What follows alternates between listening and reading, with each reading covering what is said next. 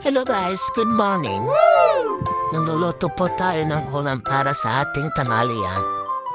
Nasa kaligitnaan na po tayo ng ating pagluluto. Wow! Kaya halo-halo lang, guys.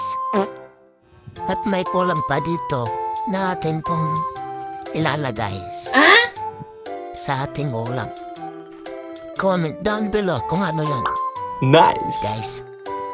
Malapit na rin po itong maluto at iiwanan ko muna para maghanap ng dahon ng ampalaya. Pipitas na lang po tayo sa ating Yes! kapitbahay. Oh Ingat my na lang baka God. tayo ay makita. Tayo naman ay baka pitasin. Malamang pa rin tayo ay maisahog pag nakita tayo ng ating kapitbahay na pumupuha sa tanim po nila. Oh my Hanggang dito God. na lamang po ang aking video. At ako ay lalabas muna, guys.